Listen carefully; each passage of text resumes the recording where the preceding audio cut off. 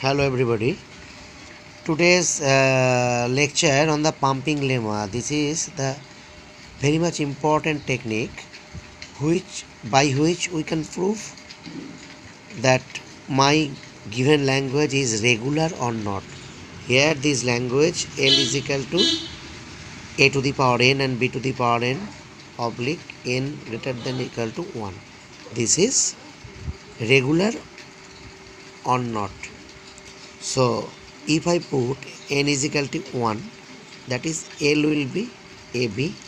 If I put n is equal to 2, then L will be double A double B, and if I put n is equal to 3, the language will be triple A triple B. Okay, so in this way the L is equal to AB double A BB triple A BB and dot dot dot dot so on. This is the set of strings. That means this is the languages. This is the languages A to the power n and B to the power n. Okay. Now I have to check whether the above language is regular or not. क्या check करना है हमको कि ऊपर का जो language दिया हुआ है वो रेगुलर है या नहीं है. इसके लिए हम पंपिंग लेमा यूज़ करेंगे. I will use the pumping lemma. So what is the methods? You just follow. Now I write W is equal to, I take the any of the string. I take just this string double A double B. So I write W is equal to double A and double B. And here W is equal to X Y. I write XYZ. Arbitrarily I can write W is equal to XYZ. So I divide here this string like this. The W is equal to A. I consider A is equal to X. AB next. AB is equal to Y and B is equal to Z. Understand?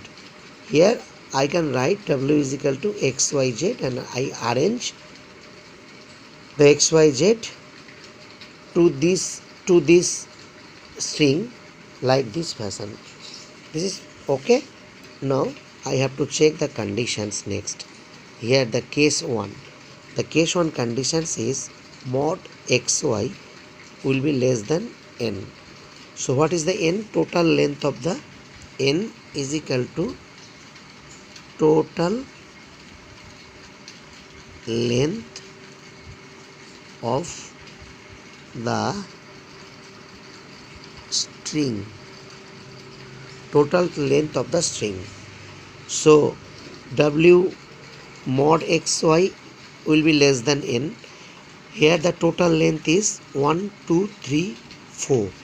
Okay, so what is the length of X? 1 and length of Y 2, that means 3. So here we can write mod 3 less than is equal to total length of the string 4. That is true. So it is true. For the case 2, you just notice that here the condition is mod Y less than is equal to 1. What is the length of Y? That is 2. So 2 is greater than 1. So this is also true because mod 2 greater than is equal to 1. And the case 3, in the case 3 I can write W in this format: X Y to the power I and Z, where I always will be